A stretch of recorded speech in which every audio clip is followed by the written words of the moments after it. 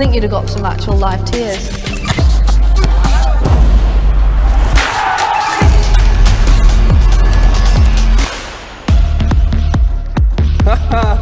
See? Oh, nice.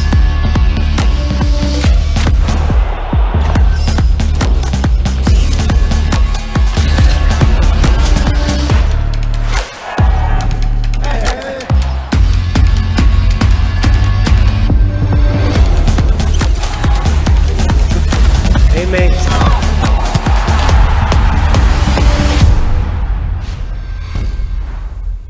Okay, great video with some very well-known faces in there. So I'd like to welcome on stage Seth Hart, Global SVP, Commercial from Footballco, and James Lamon, EVP, Content and Operations from Footballco. Thanks, Justin.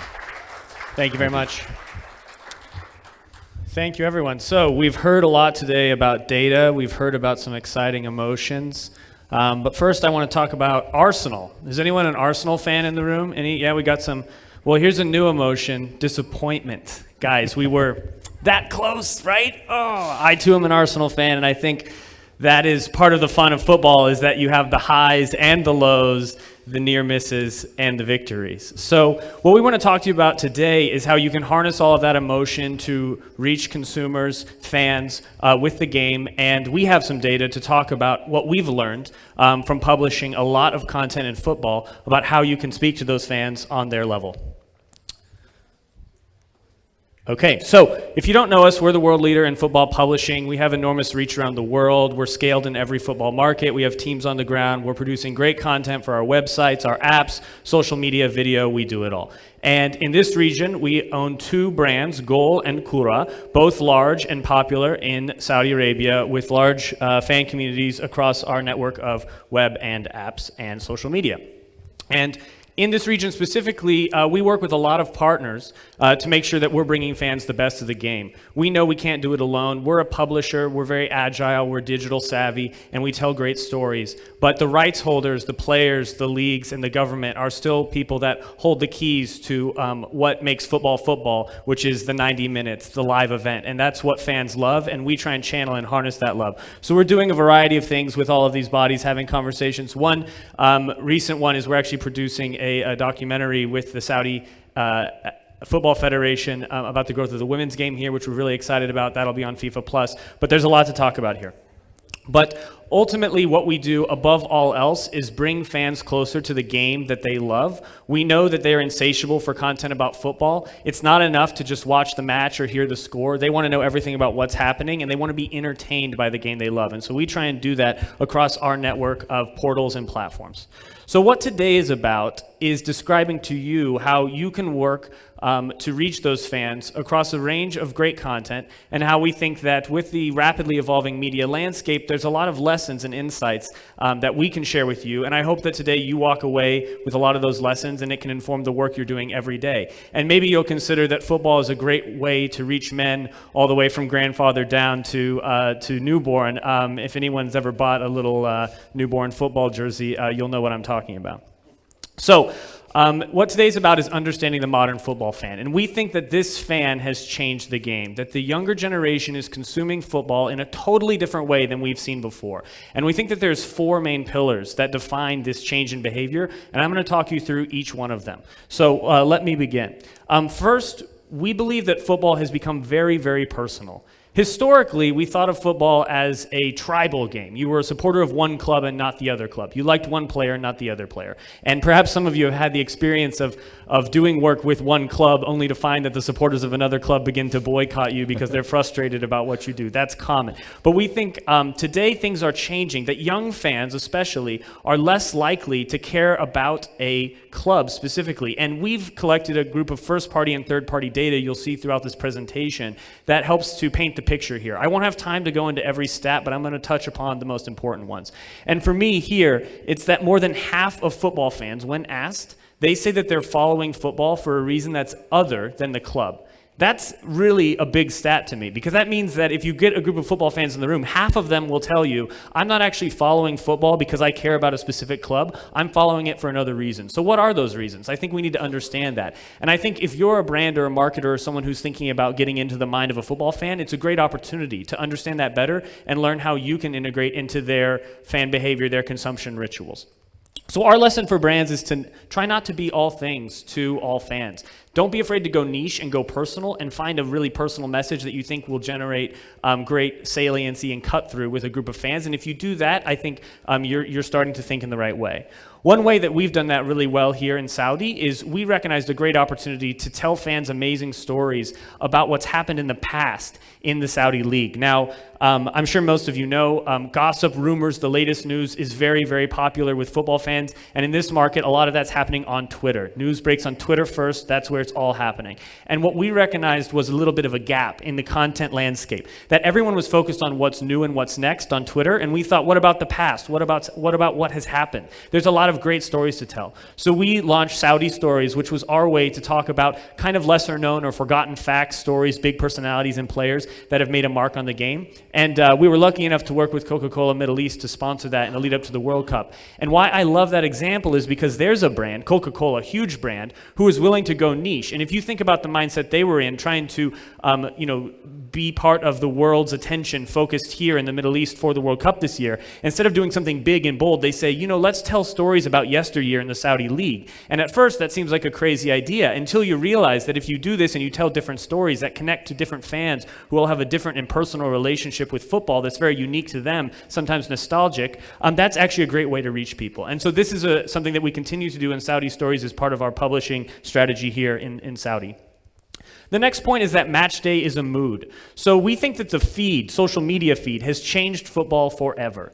And that suddenly the linear broadcast, the 90 minutes, and the pre- and post-match coverage was not the only time and place you could get football. And what we're seeing with young fans is that they tune into football at any time they want. And I'm sure this is true for all of you in your personal media diets. You might prefer to listen to a podcast on your commute into work. Maybe you're just scrolling Twitter all day long looking for the latest breaking news. Maybe there's a particular show that you like to watch. Maybe you prefer, like so many fans, to watch the highlights on YouTube instead of watching the full match. So when we asked fans, 52% of fans say that they prefer that, young fans. And I know I'm that person too. I don't always have time to watch the full 90 minutes, but I always make time to watch the highlights, the extended highlights. So I feel like I'm getting the full game, And the other thing that's important to remember is that we know 80% of fans are using social media during the matches anyway. The second screen is so real. And so we think that the social media feed has changed football, and the way fans engage with it is happening around the clock now. And that opens up great opportunity for you to go where the fans are. Both be on the portals and platforms where they're spending time, but also don't be afraid to engage them at a time that might not seem like the big moment, the big tournament finale. There's a lot of football attention you can grab. And we've grabbed that attention by creating this show, Yalla Goal, which is the most popular football show in the Arabic world right now on YouTube. And what we realized is that football punditry needed to evolve and change. That young fans were less interested in seeing what was happening on the television in the pre- and post-match window, and that they wanted to tune into football when they felt in the mood to watch it and hear about it. And so we created the show. I don't know if anyone has seen it, but what's unusual about the show is that it's not strictly speaking about what happened in football last week and what's going to happen this week. Instead, the guys, Saudi influencers, have fun. They know each other. They're friends. They riff with each other. They make jokes. They make fun of each other. They do challenges, quizzes. Sometimes they get on the pitch, do crossbar challenges and things. The show evolves and changes. And what it does is it plays by the rules of YouTube to entertain young people, always anchored in football. But now it's football entertainment. It's not strictly speaking about the match, and it's about something else. And we think this is a great way to reach fans all across the world. This is another example I love. Has anyone seen this meme? Did anyone remember this? When Saudi Arabia beat Argentina in the group stages, I was cheering. I think the world was cheering. It's been called the biggest upset in the history of the World Cup. And it was such an exciting moment. And our team was thinking on their feet. And right after the second goal was scored, the winning goal for Saudi Arabia, we posted this meme which riffed on a recent Louis Vuitton ad. Louis Vuitton had nothing to do with this, but if they'd like to talk to me about sponsoring or giving me any samples, I'm here. Come find me. But this image, I think, really captured that moment and what it meant for fans in a way that no amount of post-match coverage could do, and no stiff interview on the sidelines could capture what this meant to people. This felt clever and of the moment and exciting, and of course it went majorly viral. A lot of people kind of ripped this off and reposted this, but we're okay with that. Imitation is the greatest form of flattery. And so for me, this is about how match day is a mood and how you can use social media, video, and also even images to better capture and connect with fans everywhere and quickly. So the final 2 points. First, players are the game. So you saw in our sizzle that we've worked with a lot of players. We think this is so important that now players are becoming the hottest real estate in football. It's no longer about the clubs, the governing bodies, even FIFA itself. Some of these players have become superstars that have transcended anything the game has seen before or the world of sport has seen before.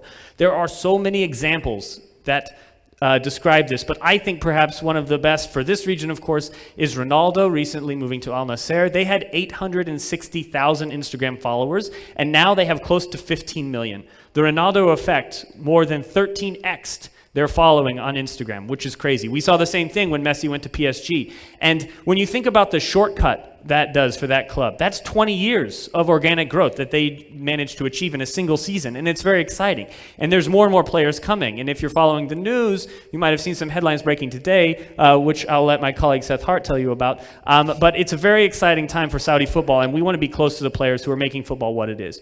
So that's why we launched player-led video. This is our strategy to work closer with players and innovate on the idea of the post-match interview. What we want to do is provide amazing football entertainments, the likes of which people haven't seen before, where we're able to interview them in fun ways. And I'll give you one quick example. We have one format we call Box to Box. This is where we surprise players with a series of mystery boxes, and we work with their agent, their brother, their sister, their parents to give us great insights into who they are as people off the pitch, and then we surprise them with items in these boxes, and they really don't know what's in the boxes. And we get these amazing reactions for them. And we use it so that they tell us original anecdotes, things that you're never going to get in a post-match press interview. And they'll tell us stories that they've never told anyone before. They'll be reminded of their boyhood club or their player they idolized when they were young. They'll tell us about their favorite food. Holland told us that he's addicted, now that he's moved to the UK, he's addicted to these gummies that are really popular, these little like cat-shaped kid gummies. And he buys them, like thousands of them, and eats them. And he says, you know, obviously it's his big sin because he's trying to stay fit for the game, but he can't resist these chewy kids gummies. And that's the sort of thing you'll never get. And this is what modern fans want. They want to hear about that. They want to know who these people are as people and not just athletes and players. We also do this with our publishing on the web, where we talk about On Goal and Kura, all the things the players are doing, where they're going on holiday, what they're ordering at Salt Bay's restaurant. Everyone is interested to know who they are. And so we try and present this round editorial picture of these people. And finally, entertainment above all else. So this is the most important point, and the reason I leave it for last, that we know modern fans are obsessed with being entertained. And when we ask them, they say that the best thing about content, what makes content good content, is that it's entertaining. 86% people say that. They also say that young fans primarily are following football because it's entertaining. But the very important third point here is that 41% of fans say that they could replace football with something else that was entertaining. And I think that's very important to remember, that if football doesn't evolve and isn't moving at the speed of media and consumption habits, and it doesn't itself remain agile and do things in a new way, then they have the threat of being left behind and being replaced by YouTubers or TikTokers or esports or anything else. And so we're working hard to make sure that we're being entertaining in our publishing. And I hope you think some of the ideas I've just shown you were entertaining. We have a lot more.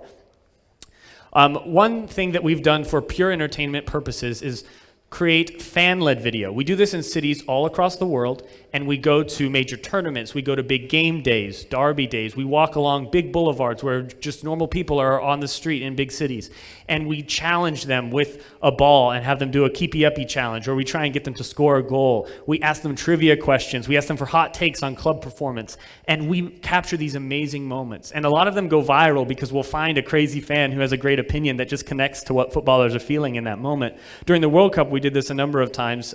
My favorite example was a young woman who was making fun of Ronaldo after Portugal lost, and she said, "Oh, he's in his car. He went out to his car. He's crying." And she was a little girl, like 7 years old, very cute. And she became so famous that she ended up being interviewed by local news in her home country. And we emailed her parents. We were like, "We're so sorry. We didn't know this was going to be so big." They were like, "It's okay. She loves the attention." But the thing that's fun is that fans can make the culture of the game and contribute to the fabric of what makes the game today. And we're out there on the streets getting those amazing reactions. And it's been a very successful thing for us editorially. So now I'll pass over to my colleague Seth, who needs my clicker. Thank you, James. Thanks for that rapid fire presentation. Obviously, we are in a golden era of football when it comes to the globe, but also this region. In the past 3 years, we see growth in Saudi, not just in terms of participation dedicated to football, infrastructure dedicated to football, women's participation dedicated to football, FIFA and esports growth in football. These are all growing in the double or triple digits. And I think that's important context as you think about how to enter this space, to drive some of the ambitions and brand partnerships that you'll need to achieve the brand goals on different accounts. So our thesis at Footballco is very much around being insight driven, around sort of skating to where the puck is going. And the examples James showed are sort of proof of our investment and commitment to the different formats that cater to a changing football appetite. And so those 4 pillars that we went through are really critical now. And they're going to be critical for the short term and probably midterm. Who knows what they'll be in the long term? But what we're doing is putting our finger on the pulse of the global football fandom, the regional football fandoms, and building programming, opportunity for brands, opportunities for agencies to partner with us and reach that fragmented football fandom, which we expect to only increase as different pieces are sort of growing and fragmenting and fandoms sort of change. In the past 24 hours, to sort of underscore this point, there's been continued speculation about Messi coming, Benzema likely to come as well. Incredible, the opportunity, James mentioned the way that those are cheat codes to growth for different clubs is one way, but they're also cheat codes for brands and cheat codes for anyone building up brands in the region. And so long-winded intro of getting to the way we work with brands. And the way we work with brands is in a very full funnel, end-to-end way. And so you saw at the beginning of our sizzle reel a bit on the activation side, and through our partners at Cora and DMS, a lot of the activations that we can help you with in the region. Zoom back one level, we also build creative and content. And that's not just building assets, or even, which include things on the social level, on the video level, and also on the TV and digital out-of-home level, which I'll show you an example for in a moment, but also learning from you and learning from the region and learning from the fandom about what is necessary and attractive to your brand roster. One thing we heard in some meetings this week was obviously the need for vertical video to come up with custom series relevant to a TikTok audience, a Snapchat audience, a Twitter audience, and other audiences that are consuming in that type of way. So that's a little bit about our expertise on creative and content. And then we have strategy. 4 times a year, we are running first-party surveys with our 800 million fans that we customize based on where we see the biggest appetite. That can be down to the sort of category level, whether it's QSR or streamers or other things like that. But we are constantly surveying these fans and getting those insights out to brand partners to help plan and activate more effectively. Obviously, we combine it with third-party, but as we grow, we're trying to keep our finger on the pulse with the first-party piece and bring that directly to our customers. And then upstream is more of an advisory role, sort of as it's traditionally called. Here it says planning. It's more advisory, and that's where we're helping agencies, brands, agents themselves, players, clubs, evaluate and how to monetize their potential sponsorships or partnerships through their own IP. Traditionally, the space is under-monetized, if you think about it. Clubs are driven by merch and they're driven by tickets. And then, a little bit last year, maybe they were dipping their toe into NFTs in the metaverse. but they're still severely under-monetized when it comes to you working with a partner like us and then broader partners in the ecosystem to find monetization efforts. So we are an end-to-end solution. We're happy to help in one of or all four of these ways. It's really our bread and butter, what we bring to the table that's particularly special compared to just someone you buy media from. And what I would add to that finally is where we really shine is on that thorough end-to-end solution where we can help you plan an entire campaign. Here we go. So how to work with us, just from on sort of the more specific activation side and where we're going. Obviously, you can do things like buy media, but where we're really excited about going is the sponsorship of our original programming. This is effectively TV for the football fandom.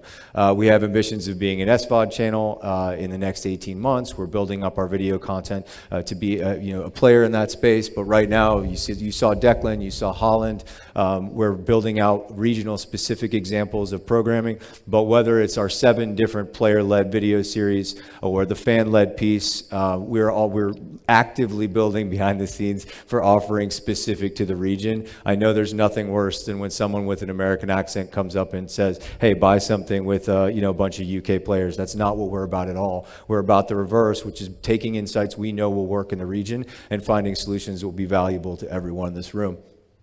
Social content, that is because the fandom lives and breathes social. Everybody in this room does too, we know. But brand sponsored social content, you'll see a great Ted Lasso example we had here, where we worked with Apple for season 1 of Ted Lasso, to sort of play on that fish out of water story of Jason Sudeikis becoming a UK coach. We put him on the phone with Jose Mourinho, and they had the kind of chat you'd expect those to have with Jason Sudeikis in character. 360 partnerships, I'm going to show you a great example. The timing couldn't be better with the Benzema speculation last night. I wish I could have planned that. And then event activations. More and more people are craving in-person, community-led activations. And because we're always building based on insights, something we did for the Women's Euros was we found that women were very put off by going to a bar or a pub and watching football match. Why? Because of the many negative connotations watching football in a pub has.